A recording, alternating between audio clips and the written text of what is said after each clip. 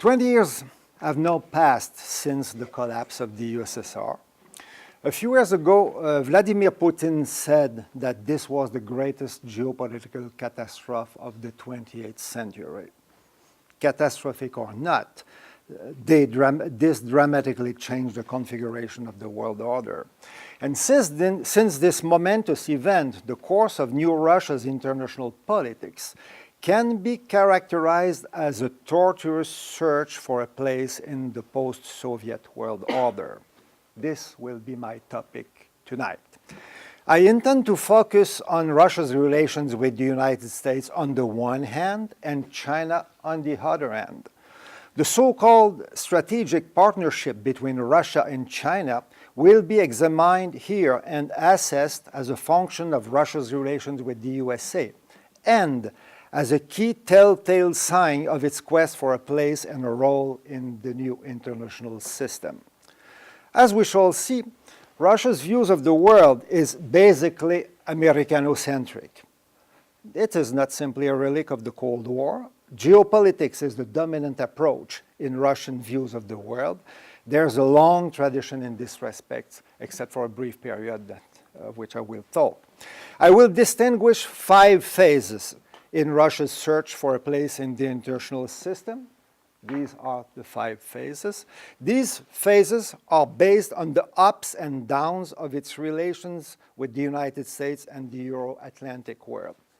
As you can see on this benchmark, these are approximative dates, except for the third period, which begins very precisely immediately in the aftermath of 9/11/2001, of the dramatic events that took place there. Since my phases are based on the ups and downs of Russia's relations with the United States, let me stress that the worst period for the relations between Russia and the US is the 4th period here from 2005 to 2008. The 5th period begins in 2009 with the arrival in power of the Obama administration in the United States. So let's turn now to the first phase. The first period of Russian foreign policy is characterized by a boundless idealism, a radicalism, and a dogmatism that are typical of revolutionary situations, as there was one at the end of 1991 in the USSR. I must say that they are also typically Russian. You may have heard about the age-old Russian debate between Slavophiles and Westernizers. In this respect, the policies of Yeltsin and his first associates of 1992 represent the triumph of the most radical form of Westernization of all Russian history. Their proclaimed goal was to make tabula rasa, a clean sheet, not only of the USSR's legacy, but of that of old Russia as well. As for new Russia's place in the world, the then Foreign Minister Kozyryev could not be clearer, and I quote, he stated, "Our first goal in foreign policy is to join the ranks of the civilized world." Civilized world is the word that he used. For him and for others around Yeltsin at the time, Russia had never been a part of the so-called civilized world. The civilized world meant the Euro-Atlantic world, the United States and Western Europe, and nothing else. China, India had never been part of the civilized world, not to mention the rest of Asia, Africa, and Latin America. In 1992-93, Russia's foreign policy was entirely and unconditionally aligned on US positions. During that period of time, Russian behavior with the new independent states of the former Soviet Union, you have the 14 of them besides Russia here, the behavior of Russia during that period of time was remarkably tolerant and restrained. Russia's relations with these were officially made second as a priority and were clearly subordinated to the needs of the first. I quote Kozyryev again, and he said, I quote, "Aggressive Russian nationalism towards neighboring country is a threat to Russia's place in the civilized world, to use these terms again. Here he had in mind Milosevic's Serbia, that had become an outcast of the Western world for having disputed the borders of its former Yugoslav neighbors. It must be noted that similar restraint existed at the time in Russia itself during that period of time. The de facto independence of Chechnya, proclaimed in 1991, was not recognized in Moscow, but was tolerated. The use of force to end it came only 3 years later, during the second phase that we will examine. That first phase of Russia's foreign policy could only be brief. It was based on too many wild illusions to last for long. For instance, Yeltsin and his initial entourage, made of militant neophytes of neoliberalism, were absolutely convinced that the economic chaos expected from their shock therapy would last no more than 5 or 6 months and would be followed by rapid economic recovery and prosperity. They expected a massive economic support from the West, something much bigger than the Marshall Plan. The economic and social disasters brought by the shock therapy brought rapidly the resurgence of the Communist Party, the rise of different nationalist movements, and a change of minds of the majority of Yeltsin's former supporters in the parliament. Well, the GNP of Russia from 1991 to 1998 fell by 50%. Over half of the population was thrown under the poverty threshold. Life expectancy of men fell from 68 to 59 years during the first 10 years of the post-Soviet period. It was a total economic and social disaster with growing inequalities, poverty, corruption, and so on. After the military suppression of the parliament by Yeltsin in the fall of 1991, the phase of complete alignment on US policies had ended. The most radical Westernizers were removed from Yeltsin's entourage.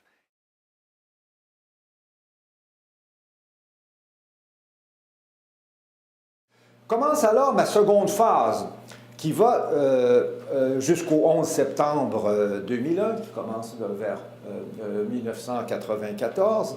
C'est une phase assez inconsistante dans la recherche de la Russie de sa place dans les affaires mondiales. L'aspiration à devenir un partenaire important des États-Unis et du monde euro-atlantique est encore là, mais avec des récriminations et frustrations constantes concernant leur mépris des intérêts de la Russie. Avec un cours politique plus nationaliste et le retour de considérations géopolitiques qui étaient tout à fait absentes lors de la première et brève phrase que j'ai mentionnée, les républiques soviétiques vont devenir officiellement la première priorité de la politique extérieure de la Russie. Le même Kozyriev, dégrisé ou reconverti, si on peut évaluer les choses comme ça, affirme alors que la présence militaire russe doit être maintenue partout dans l'ancien espace soviétique, dans les anciennes républiques soviétiques. La Russie a alors pris avantage des conflits interethniques qui avaient lieu en Ukraine, en Azerbaïdjan, en Géorgie, en Moldova, comme instrument de pression pour obtenir des bases militaires permanentes dans ces nouveaux États. Cependant, il est important de dire que la Russie a continué à reconnaître les frontières héritées de l'URSS, c'est un tabou qui a été respecté jusqu'à la guerre d'août 2008 avec la Géorgie, dont je parlerai tout à l'heure. À partir de 1994 commence la longue bataille de la Russie contre le premier élargissement de l'OTAN, à partir de 1994. Je dois dire que les phases successives de l'élargissement de l'OTAN constituent le principal facteur constant de la dégradation progressive des relations entre la Russie et les États-Unis et le monde euro-atlantique. Il y en a eu d'autres, bien sûr, très importants, qui sont d'ailleurs plus ou moins reliés à ça, mais je dirais que c'est le principal facteur constant. Dès le premier élargissement de l'OTAN, qui concernait l'Europe de l'Est seulement, le plus large consensus politique s'est fait en Russie contre cet élargissement de l'OTAN. Même les occidentalistes radicaux y étaient opposés, avec bien sûr des raisons différentes selon chaque courant politique qui avait cours en Russie à ce moment-là. Pour les communistes, par exemple, et les nationalistes revanchistes, ils voyaient dans l'élargissement de l'OTAN un resserrement plus avancé de l'encerclement de la Russie pour exercer sur elle des pressions et menaces militaires. Pour les nationalistes modérés, ce n'était pas tellement la menace militaire qui les troublait, mais ils y voyaient la volonté américaine de figer un statu quo international alors éminemment défavorable à la Russie et d'empêcher sa résurgence un jour comme puissance tant soit peu significative dans les affaires européennes. Pour les occidentalistes radicaux, eux, voyaient avec raison que l'OTAN allait devenir la principale organisation de sécurité collective en Europe et que la Russie en serait exclue. Or, ces occidentalistes radicaux avaient le sens qu'ils avaient démantelé l'URSS, détruit le communisme en Russie, précisément pour que la Russie soit acceptée dans ses institutions dites du monde civilisé. Ils s'estimaient bien mal récompensés pour ce qu'ils considéraient être le service qu'ils avaient rendu au monde civilisé dans son ensemble. Donc, un consensus absolument total contre l'élargissement de l'OTAN.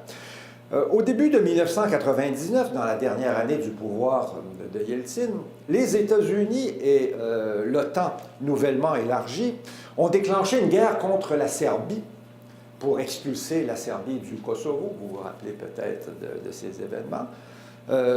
Ça a été vu à Moscou comme la réalisation des pires craintes, autant des nationalistes que des occidentalistes radicaux concernant l'élargissement de l'OTAN. D'abord, l'alliance jusque-là, d'après ses statuts, l'OTAN avait toujours été une alliance strictement défensive et c'est elle qui a pris l'initiative du déclenchement des hostilités contre la Serbie. De plus, pour éviter de négocier avec la Russie les termes et les limites d'une intervention militaire dans la région, on a agi en contournant le Conseil de sécurité des Nations Unies, sans prendre un mandat au Conseil de sécurité des Nations Unies. Et pour Moscou, cette guerre devait fatalement conduire au démembrement de la Serbie, alors que la préservation de l'intégrité territoriale des États post-yougoslaves avait été la raison première de la mise au banc de Milosevic de la société internationale. Ça a été une crise très importante, bien sûr, dans les relations entre la Russie et le monde occidental. Passons maintenant, si vous voulez, aux relations de la Russie pendant cette première phase. Pas de la Russie, pardon, les relations avec la Chine pendant cette première phase, désolé. Durant les premières années de cette seconde phase, les relations avec la Chine s'amélioraient progressivement sur la base d'une normalisation qui avait commencé déjà sous Gorbatchev.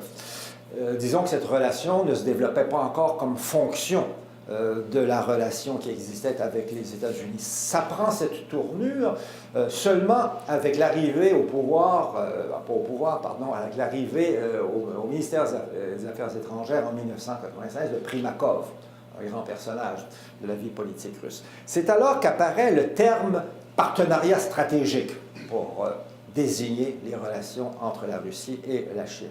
Le but, et je cite les documents officiels, développer un monde multipolaire pour former un nouvel ordre international.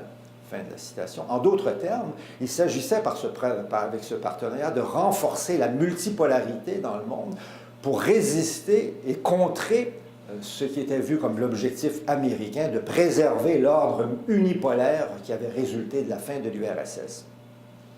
Pour la Russie, le partenariat stratégique avec la Chine était jugé insuffisant pour équilibrer la puissance américaine. Il fallait d'autres partenaires, l'Inde notamment, et on y reviendra. Précisons bien que dans la perspective russe, c'est à la marge seulement qu'on pouvait envisager de limiter ou contrer l'hégémonie américaine dans le monde, tellement le rapport de force était insuffisant pour faire davantage. Il faut souligner que dès le début,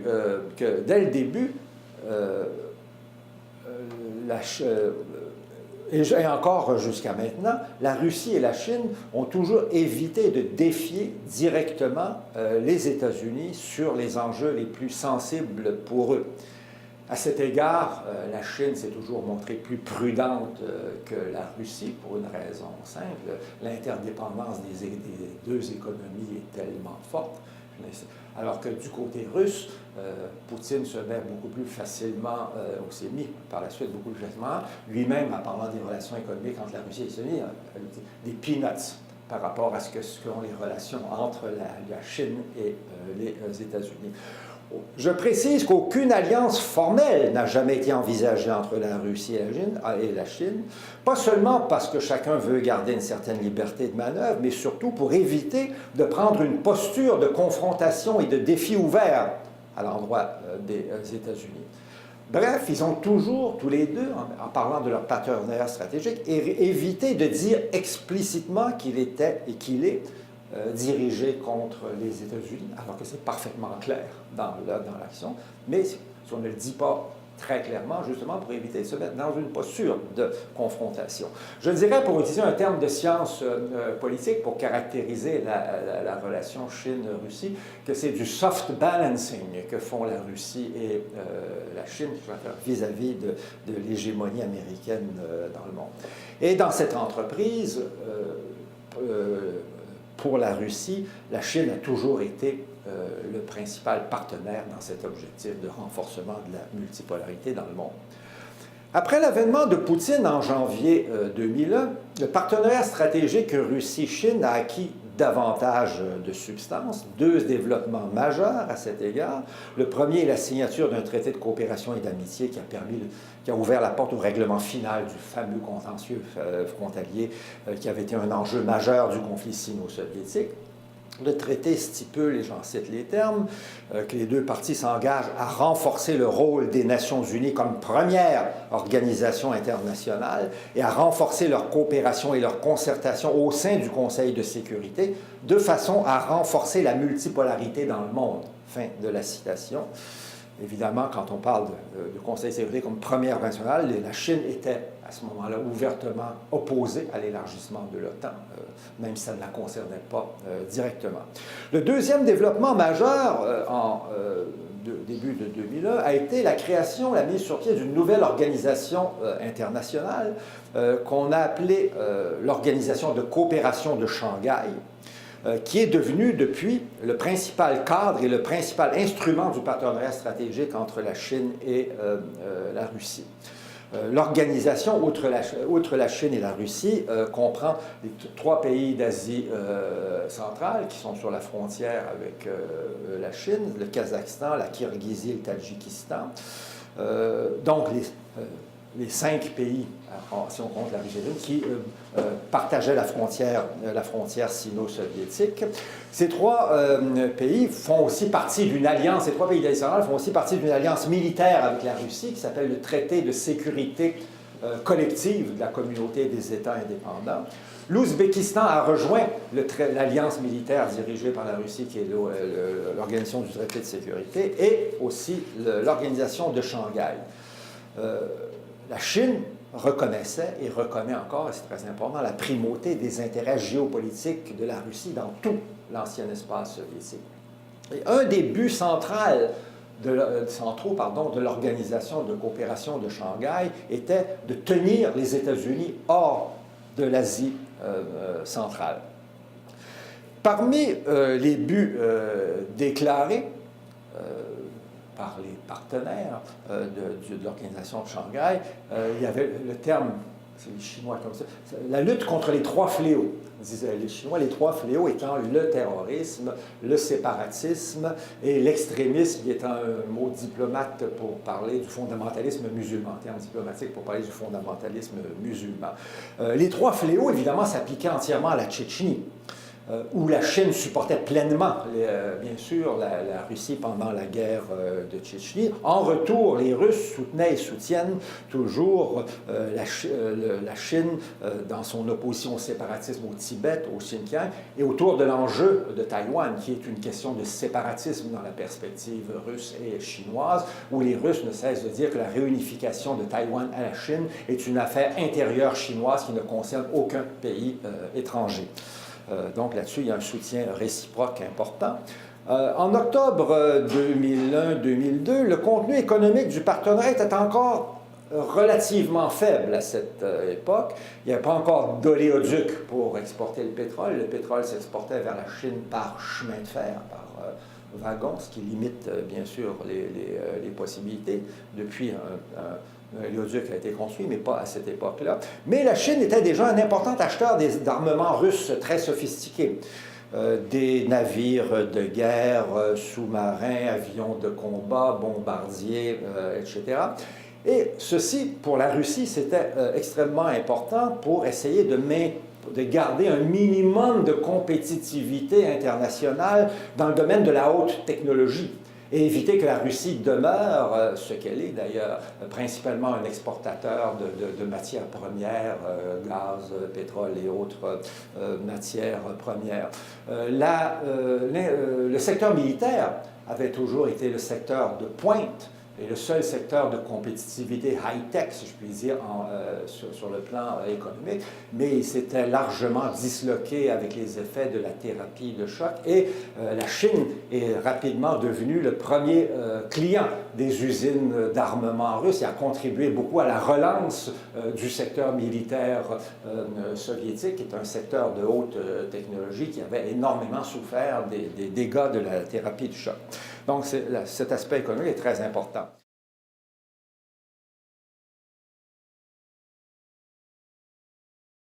Now, let's turn to the third phase of Russia's quest that begins with the dramatic and spectacular events of September 11, 2001 that shook the world. They brought an entirely unexpected turn in Russian foreign policy. Putin saw in the anticipated consequences of these events the opening of a large window of opportunity for nothing less than a refoundation of the relationship between Russia and the United States. Rapidly, Putin urged Kyrgyzstan, Tajikistan, Uzbekistan, and even Kazakhstan to offer military bases or facilities to the United States forces for its war in Afghanistan. In doing so, Putin acted against the advice of most of his advisors. And very importantly, China, its strategic partner, was not even consulted. Putin's decision was understandable in many respects. The war in Chechnya was then raging. Putin was literally obsessed with international terrorism, as he used these words, based on Islamic fundamentalism. He saw this as the chief cause of Russia's incapacity to win the Chechnya's war. For 2 years, long before the US did, the Russian leaders had been warning the world against the threat of international terrorism. They had spoken about the wide arch of the subversion and instability extending from the Philippines in the east through Afghanistan, Chechnya, Central Asia, Chechnya, and up to Kosovo. Their hostility to the Taliban regime was much stronger than Washington's.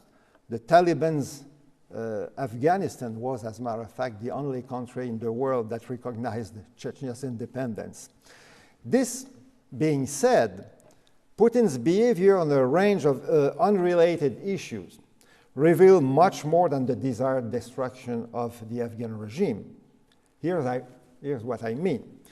With the deep traumatic effects of 9/11 in the United States, Putin rapidly and rightly sensed that terrorism and the war on terrorism would become a central fixation of the Bush administration foreign policy.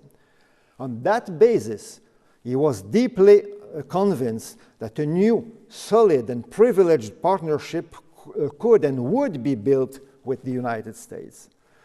The extent and the high value of Russian assistance to the Afghan war was a way to show Washington that Russia could be a more useful partner than NATO on a very crucial American stake. As a matter of fact, NATO was not involved during the first phase of that war. Shortly after the beginning of the Afghan war, Russia announced the closing of the remaining Soviet military installations in Cuba and in Vietnam. They didn't have a very big military value at the time, but the move was clearly meant as a signal to Washington that Russia and the US were henceforth in the same camp. Needless to say, all of this was most welcome by the Bush administration, but unilateralism at the expense of Russia's most clearly stated interest didn't stop. Just the opposite happened. No later than November 6, 2001, in a major speech given in Warsaw, George Bush gave the US green light for the inclusion of the three Baltic former Soviet states in NATO. A month later, on December 13, Washington gave official notice of its unilateral withdrawal from the ABM Treaty, the Anti-Ballistic Missile Treaty of 1972, that forbade the deployment of anti-missile missiles and had been the cornerstone of the Soviet-US nuclear equilibrium, which China, Russia had been insisting for a couple of years that for the preservation of this ABM Treaty, and even West European governments were insisting for its preservation for the sake of strategic stability in Europe. The Russian official reactions to these two events were astoundingly subdued. Putin simply said that they were unfortunate. Russia's cooperation with the United States continued unabated for about 2 years, while Putin consistently downplayed what could be seen as irritants. I would notice also that at the time in the West, a couple of books were written about a new Russian-US alliance in the context of what was happening at that time in Russian behavior. Not surprisingly, the Chinese leaders were displeased by the lack of consultations before allowing the opening of military bases for the US in Central Asia. Nevertheless, the partnership between the two countries was not severely damaged. Cooperation on a wide range of issues continued, but the geopolitical dimension of the strategic partnership was losing much of its significance. The partnership endured, but its strategic content diminished. Putin's will and capacity to put up with a lot from the US could not last forever. Russia's economic situation was no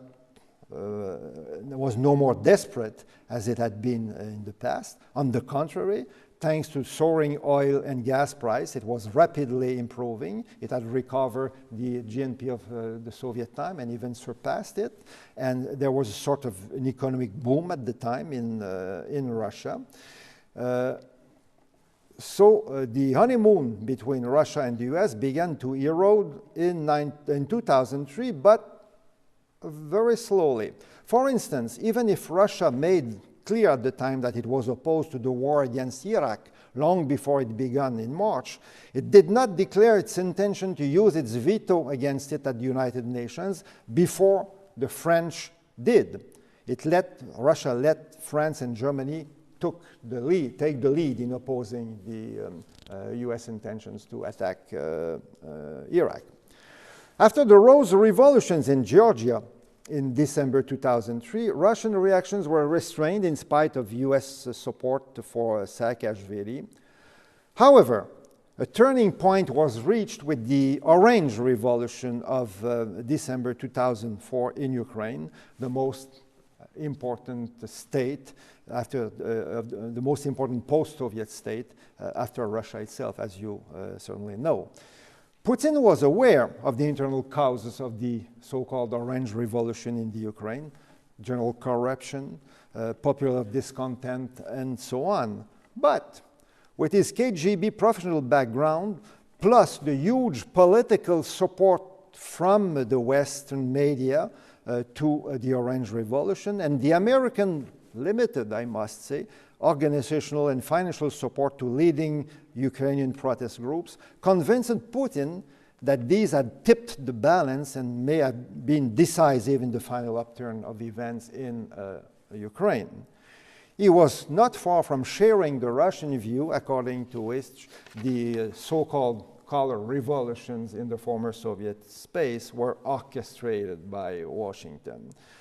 The full support of George W. Bush for a rapid admission of Georgia and Ukraine into NATO persuaded him that the United States was engaged in an all-out offensive to destroy what was left of Russia's influence in the sphere of its most legitimate interest, to use the Russian words.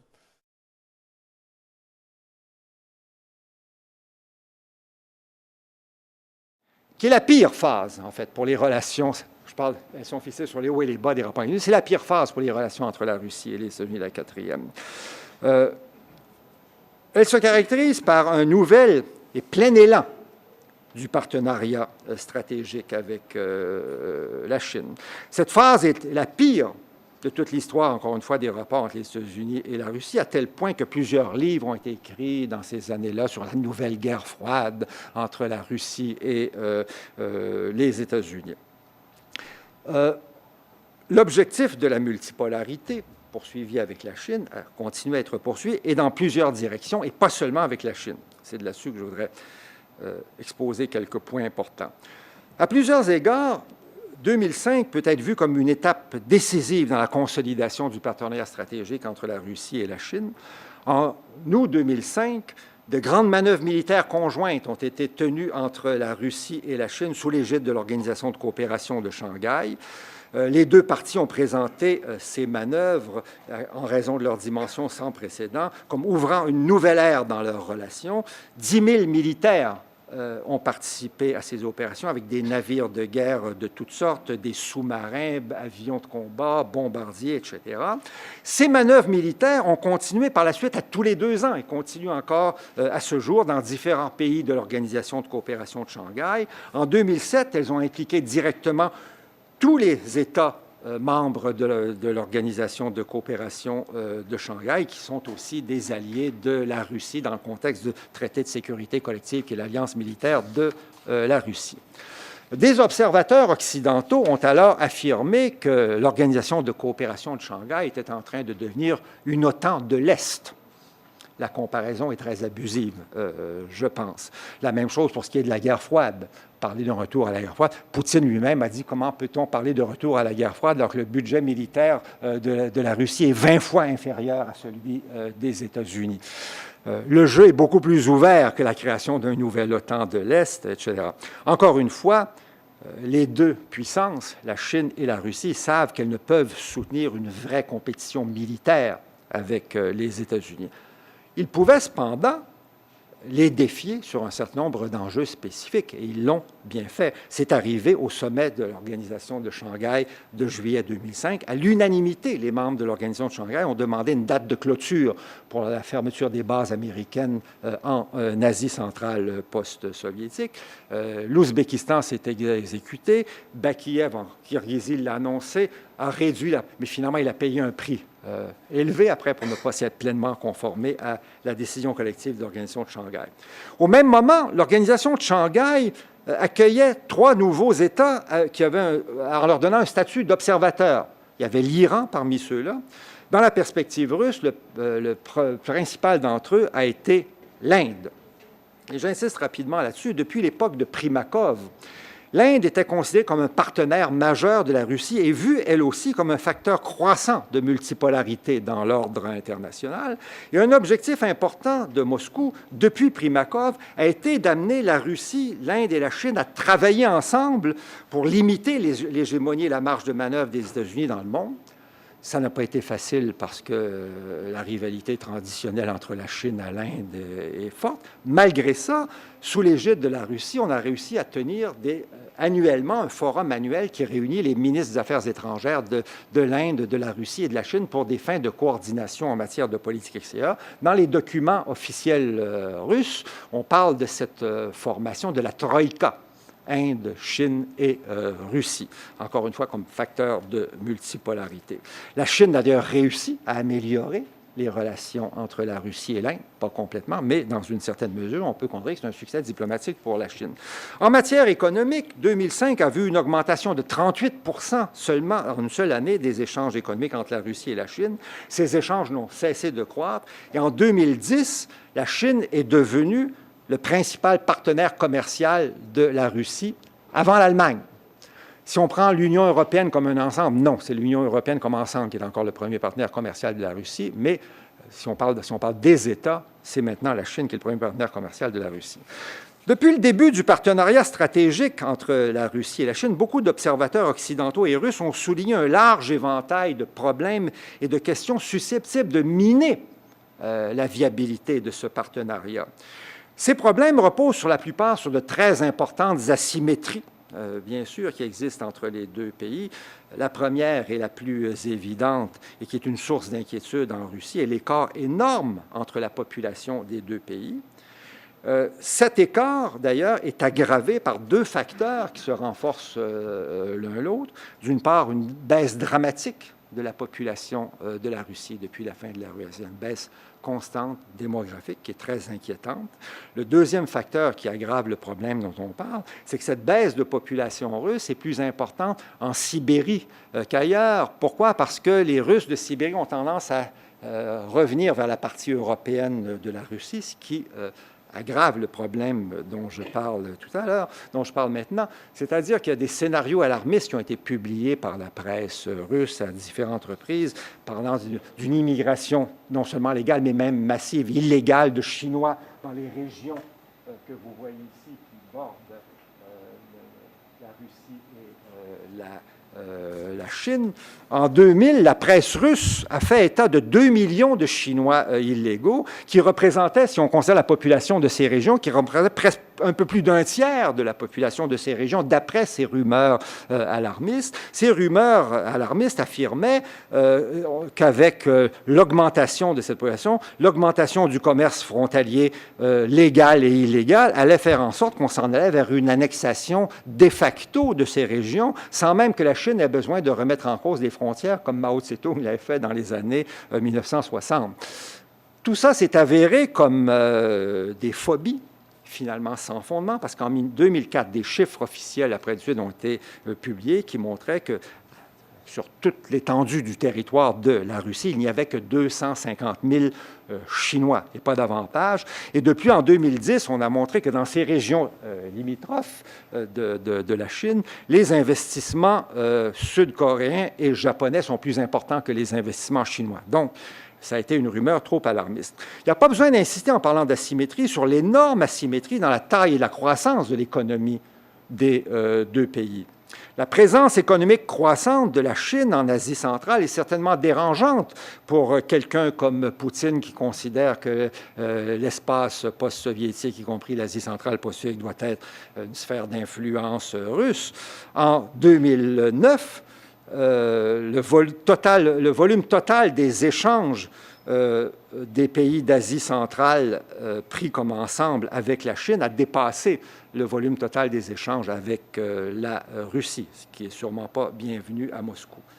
Il y a cependant une raison clé pour laquelle la Russie s'accommode de cette situation, c'est que jusqu'ici, fort habilement d'ailleurs, la Chine a toujours respecté la primauté des intérêts géopolitiques dans cette région.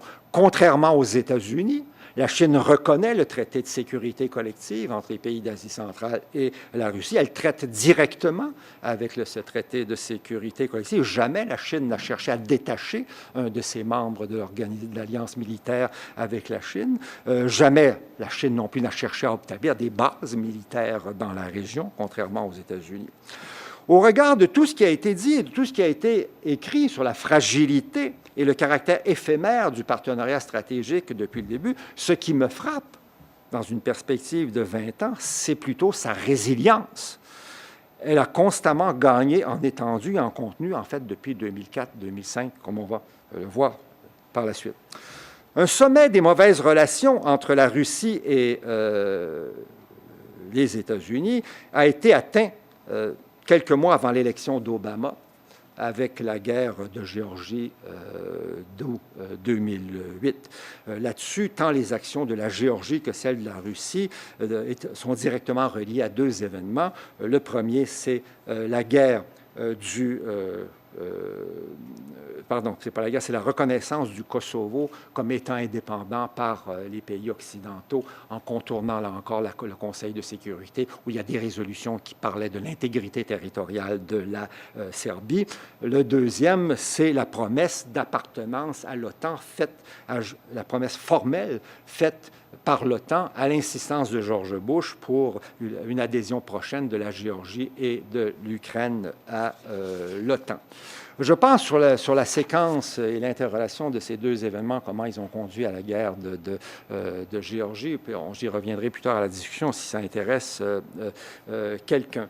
Mais le résultat de la guerre, c'est-à-dire, vous connaissez le résultat de cette guerre, a démontré que les États-Unis et l'OTAN avaient atteint les limites de leur surengagement en ce qui concerne une extension à l'Est. Les États-Unis et l'OTAN n'ont pu faire à peu près rien pour secourir de façon efficace un pays à qui on venait de promettre tout juste officiellement l'appartenance à l'OTAN. Ça a été une perte de face pour les États-Unis et l'OTAN. Effectivement, l'engagement américain en Afghanistan et en Irak battait leur plein à ce moment-là. Et contrairement à ce qu'escomptait Saakashvili, là, les États-Unis n'ont pas eu la possibilité de déclencher la crise internationale que Saakashvili croyait voir arriver, en prenant même l'initiative de déclencher les hostilités pour créer une crise qui forcerait le règlement de ces conflits en sa faveur. Bref, l'événement a sonné, j'en suis persuadé, la fin de l'élargissement de l'OTAN vers l'Est, probablement de façon définitive, en fonction du mur qui a été rencontré à ce moment-là. En même temps, ça a été un succès, finalement, politique pour la Russie et qui a stimulé un peu l'autoconfiance des dirigeants russes pour explorer la possibilité d'un nouveau modus vivendi avec l'administration Obama, comme celle-ci allait le rechercher. Ce qui nous amène à notre dernière phase.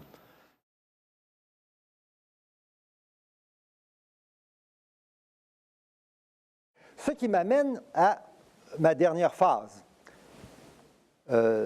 dans le positionnement international de la Russie post-soviétique.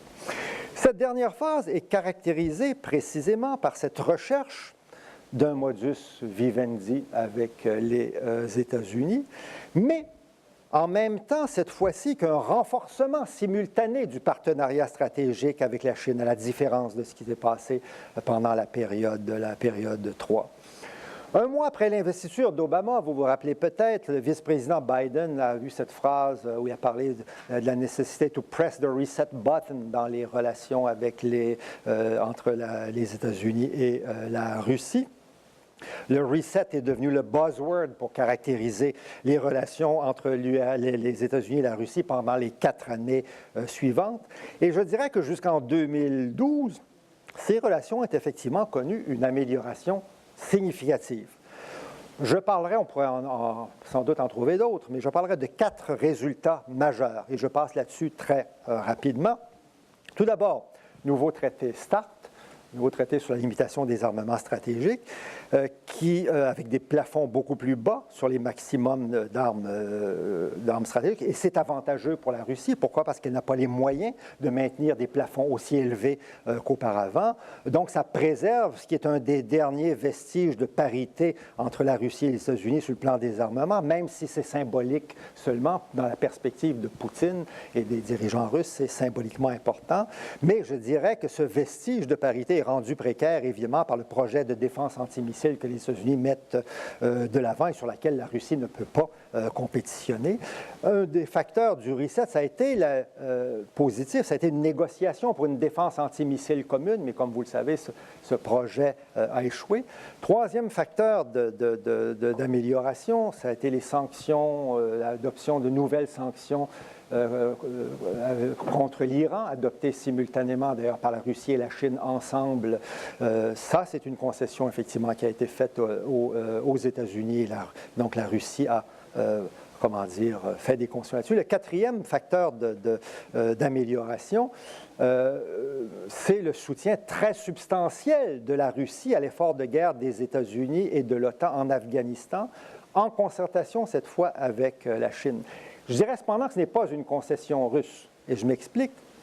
Jusqu'en 2010, Et c'est facile pour vous de comprendre pourquoi. Les Russes, Poutine et les dirigeants russes étaient plutôt contents de voir les Russes, pas les Russes, mais les Américains s'enliser eux-mêmes en Afghanistan dans une guerre dont ils ne voyaient pas l'issue. Ça fixait les États-Unis sur le terrain, ça limitait leur marge de manœuvre internationale, etc. Mais la perspective russe a changé de façon très importante après 2010, après qu'Obama a dit que quoi qu'il arrive, en 2014, les Américains vont cesser les opérations de combat en Afghanistan. Alors la perspective russe change complètement parce que si devait résulter de cela une reprise du pouvoir par les talibans, ce serait un désastre politique pour les États-Unis, mais un désastre politique considérablement plus important pour la Russie, qui est à proximité, bien sûr, de l'Afghanistan. Et depuis ce temps, les Russes n'arrêtent pas de dire que c'est trop tôt, 2014, etc., facilite maintenant le transport de matériel militaire, etc., ce qui a été apprécié par les États-Unis dans la mesure où il y avait des difficultés pour le transport de matériel via le Pakistan. Ils participent à la formation de la police, de l'armée afghane, etc., participent à la restauration d'infrastructures en ce moment en Afghanistan, etc. Bref, leur perspective a totalement changé et là-dessus, l'administration Obama s'est félicitée du concours, bien sûr, des Russes dans le contexte de la guerre d'Afghanistan.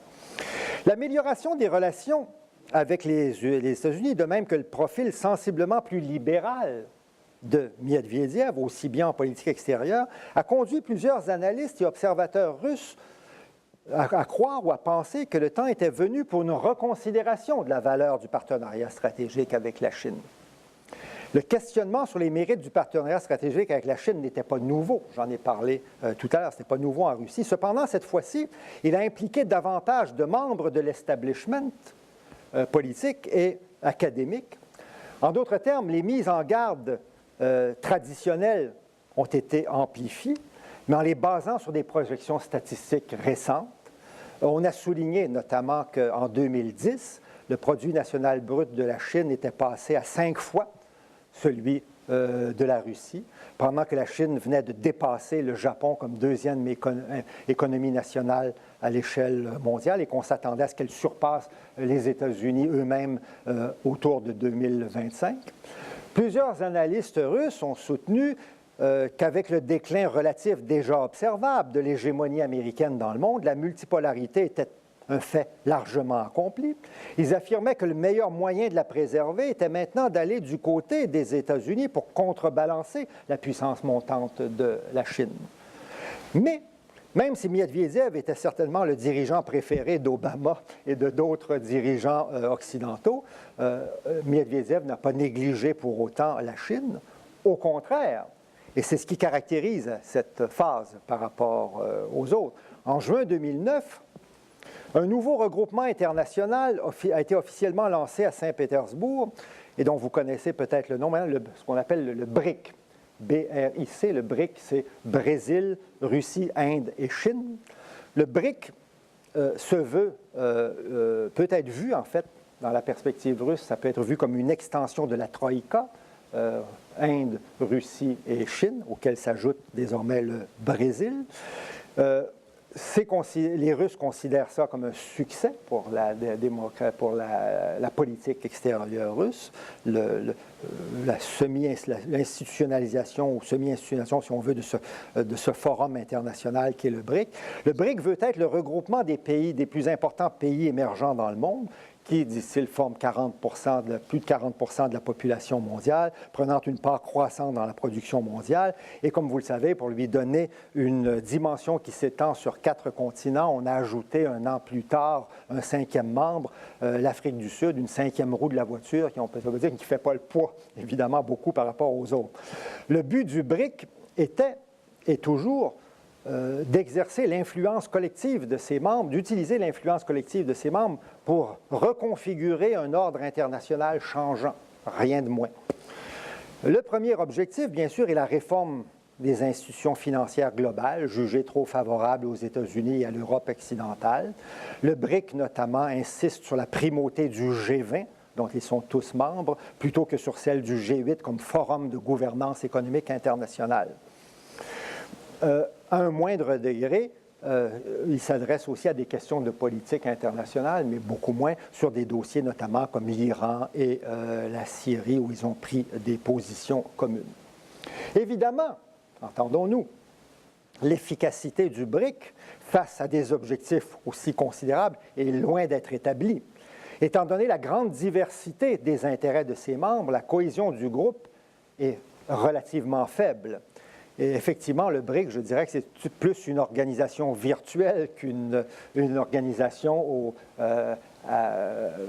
actuelle en termes de puissance et d'influence. Mais le BRIC est ici pertinent pour mon sujet, je dirais, comme indicateur de la persistance de l'objectif russe de contrebalancer l'hégémonie américaine pendant la période dont je parle, ici la quatrième, où on a un rapprochement avec les États-Unis. Les regroupements internationaux promus par la Russie à cette fin de multipolarité, ces regroupements internationaux peuvent se voir comme une construction, ou je dirais comme une maison de 4 étages, correspondant chacun à chacun des quatre regroupements.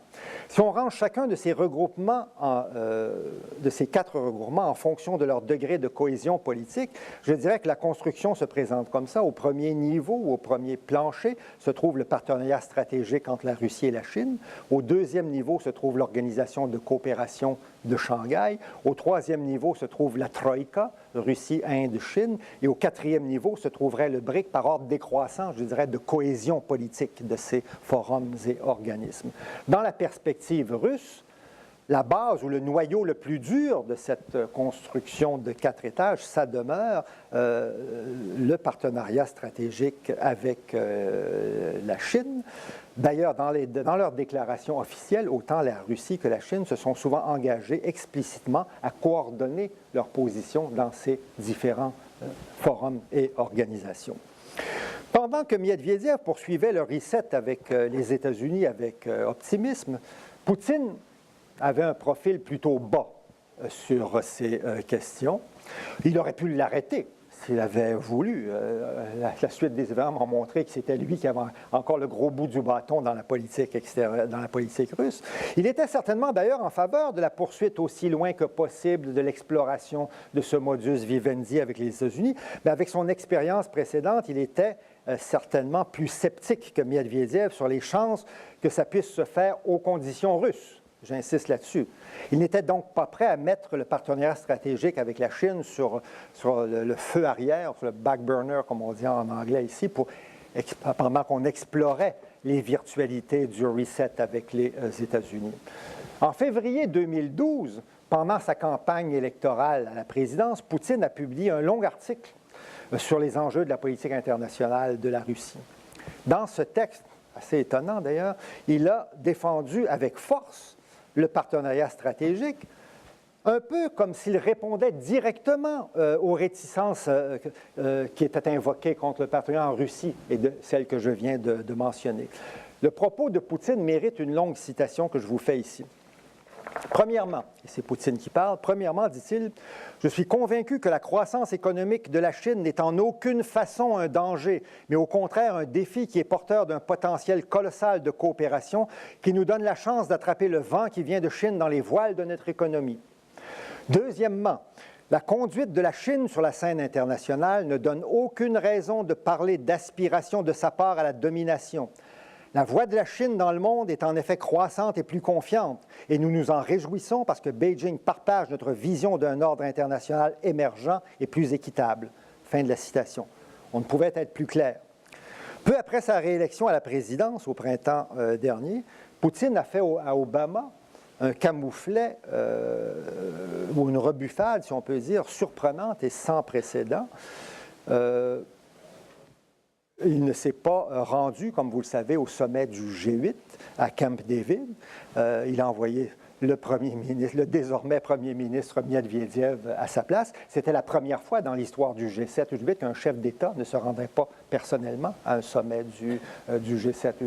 Et on l'avait tenu à Camp David plutôt qu'à Chicago, justement par délicatesse politique à l'endroit de la Russie, parce qu'un sommet de l'OTAN, ça devait suivre un sommet de l'OTAN qui devait avoir lieu à Chicago, et Obama, pour faciliter les choses à Poutine, avait décidé de le tenir à Camp David. Il ne s'est pas rendu. Pour Poutine, c'était une façon de souligner que pour la Russie, le G20 est une organisation désormais plus importante, ou devrait être tout au moins une organisation importante, plus importante que le G8. D'ailleurs, il s'est rendu lui-même personnellement au Mexique au mois de juin. Ça a été sa première rencontre comme président avec Obama. Et c'est Poutine qui doit présider le prochain sommet du G20 cette année, en 2013, en Russie. Je passe... oui, attendez que je... Ah oui. C'est là où nous en sommes, en fait, pour terminer un peu plus rapidement. Je dirais que du côté des États-Unis, rien de nouveau ne s'est passé depuis la réélection d'Obama. Au contraire, pour l'instant, le reset paraît mis entre parenthèses. On pourrait dire, on verra si on entre dans une nouvelle phase où on va dans les relations avec la Russie. Et que puis-je dire en conclusion? Si vous regardez les 5 phases du positionnement international de la Russie, en regardant la recherche par la Russie de sa place et de son rôle dans le système international dans une perspective de 20 ans, on peut dire sans se tromper que sa préférence première aurait été d'être aux côtés des États-Unis et des puissances occidentales. Je pense que ça ressort clairement de ce qu'on a vu rapidement dans la phase 1 et dans la phase 3 que j'ai esquissé seulement.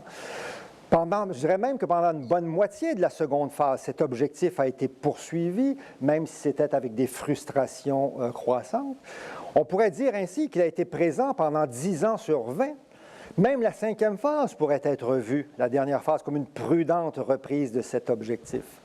Dans une telle perspective, le partenariat stratégique avec la Chine pourrait être vu simplement ou surtout comme une position de repli de la part de la Russie. Comme nous l'avons vu, le partenariat stratégique entre la Russie et la Chine a été beaucoup plus durable que ce que la majorité des observateurs occidentaux prédisaient. Ça ne veut pas dire nécessairement qu'il va continuer à gagner en intensité. Même dans l'état actuel des choses, il n'empêche en rien une amélioration considérable et même constante des relations de la Russie avec les États-Unis et l'Europe. Je pense que c'est toujours une option ouverte pour Moscou. Toutefois, dans ses négociations avec les États-Unis aussi bien qu'avec l'Europe, la Russie est devenue un partenaire beaucoup plus coriace et beaucoup plus exigeant. Il n'en a pas toujours été ainsi, comme on l'a vu, et je pense que de nombreuses opportunités ont été perdues. Et je dirais que pour qu'une amélioration durable et importante puisse survenir dans les relations entre la Russie et les États-Unis, au moins un certain nombre, pas toutes, ce n'est pas possible, mais au moins un certain nombre de conditions de la Russie devront être satisfaites pour qu'on assiste à une amélioration éventuellement durable. Et je m'arrête là-dessus. Je pourrais donner des exemples spécifiques là-dessus si vous le voulez, mais je m'arrête ici pour vous laisser poser des questions si vous en avez.